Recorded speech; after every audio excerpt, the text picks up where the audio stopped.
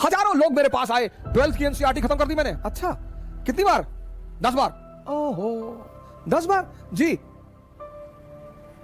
कौन है 18वीं शताब्दी का आउटस्टैंडिंग शासक? आउटस्टैंडिंग शासक? पहले चैप्टर का सवाल का जवाब नहीं दे पाते। पहले चैप्टर पहले, तब क्यों पढ़ रहे हो? जो कंपटीशन चाहोगे हिंदुस्तान में निकलेगा, लेकिन कमांड कर लो। दावा के साथ कह रहा हूं, चाहे कोई भी आदमी हो जो भी 5 साल 6 साल 7 साल 8 साल से तैयारी कर रहा हो और उसका सिलेक्शन नहीं हो रहा है, आप मिलिए हमसे।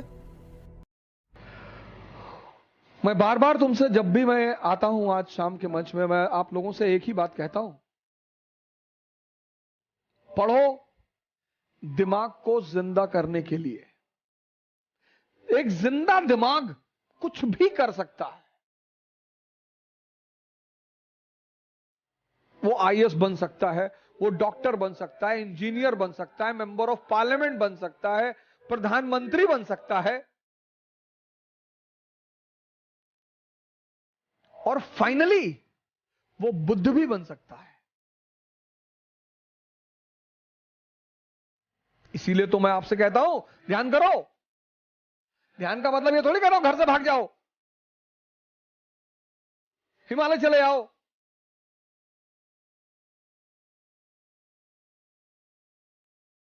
अगर एक किताब पढ़ते हो, खत्म करते हो, और उस किताब की कहानी ही तुम्हें नहीं पता,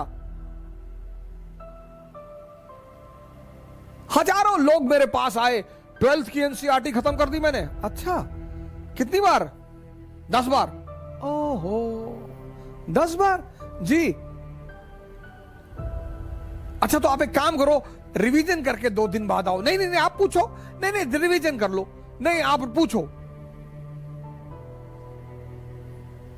कौन है 18वीं शताब्दी का आउटस्टैंडिंग शासक? आउटस्टैंडिंग शासक? ये तो नहीं लिखा है उसमें।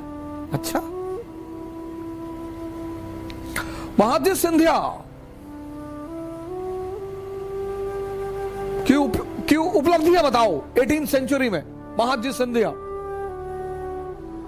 और सिंधिया और होलकर के बीच निरंतर जो लड़ाई चल रही थी, उसकी वजह बताओ।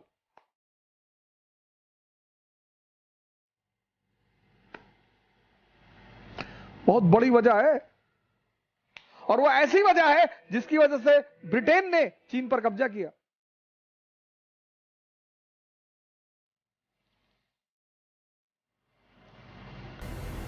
पहले चैप्टर का सवाल का जवाब नहीं दे पाते। पहले चैप्टर पहले, तब क्यों पढ़ रहे हो? नहीं, नौजवान क्रांति में आप नहीं पढ़ा रहे हैं तो कितना पढ़ोगे? एनसीईआरटी पर कमांड कर लो। जो कंपटीशन चाहोगे हिंदुस्तान में निकलेगा, लेकिन कमांड कर लो। दावा के साथ कह रहा हूं, चाहे कोई भी आदमी हो जो भी 5 साल 6 साल 7 साल 8 साल से तैयारी कर रहा हो और उसका सिलेक्शन नहीं हो रहा है, आप मिलिए हमसे। आप हमसे मिलिए। आपका आधार खराब है, बेस खराब है आपका। हाँ, आप मेंस लिख रहे हैं, इंटरव्यू दे रहे हैं, फिर तो कोई और ही रीजन है। फिर भी रीजन होगा जरूर,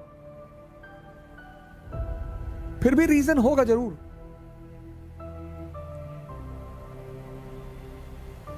तुम्हें कहानियां ऐसी समझ में आती नहीं, तुम रटते हो तो तुम्हारे मन को मजा नहीं आता, तुम्हारे मन में ये चीजें रिपीट नहीं होती, क्योंकि तुम समझते नहीं हो।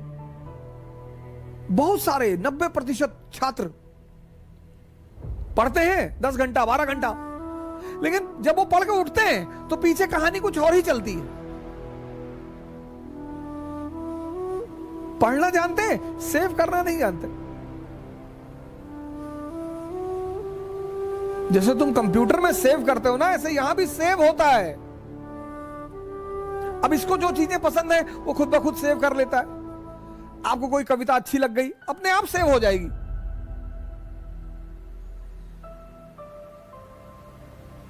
कोई दीवाना कहता है, कोई पागल समझता है, मगर धरती की बेचैनी को बस अंबर। जो चीज आपको अच्छी लग जाएगी, जो आपके मन को अच्छी लगे, खुद ब खुद सेव हो जाएगी। आपने कोई गाने याद थोड़े किए, याद हैं, क्योंकि आपके मन को उसमें रस मिला, उसने सेव कर लिया। लेकिन जब आपने अमेरिकी क्रांति पढ़ी, इसको रस मिला ही नहीं, इसने सेव ही नहीं किया। अब आपके सामने एक बहाना है, रिवीजन। रिवीजन नहीं हुआ है तो गाने का कौन सा रिवीजन करते हो? 10-10 गाना याद है, 20-20 गाना याद है, 50-50 गाना याद है, फिल्मों की स्टोरी याद है, वहां कौन सा रिवीजन? वहां भी तो रिवीजन नहीं करते। तुम सेव करना भूल गए हो, तुम समझना भूल गए हो। एक पक्षी है रैवन, वो बाज के कंधे पे जाके बैठ जाता है, और बाज शाहीन, पक्षियों का राजा है शाहीन, शेर के मुंह से गोश्त निकाल लेता है। शेर जब उसकी आवाज सुनता है तो शेल्टर मांगने लगता है, भागने लगता है। उसके कंधे पे जाके रैवन नाम का पक्षी बैठ जाता है।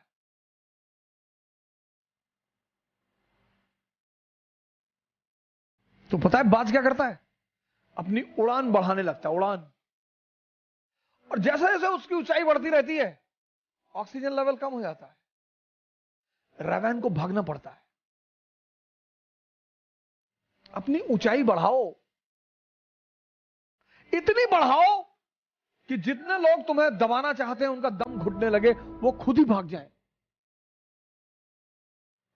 क्योंकि जब तक तुम कमजोर रहोगे तुम्हारा शोषण होगा। तुम किसी भी जाति के हो, किसी भी धर्म के हो, क्या फर्क पड़ता है? जब तक तुम कमजोर हो,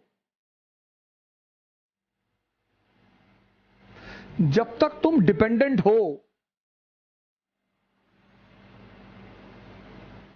तुम्हारा शोषण होगा। नियम है,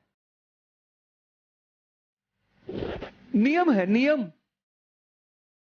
अपनी सारी ताकत अपने में लगाओ और अपनी ऊंचाई को इतना बढ़ाओ, इतना बढ़ाओ कि तुम्हारे जितने अगल बगल लोग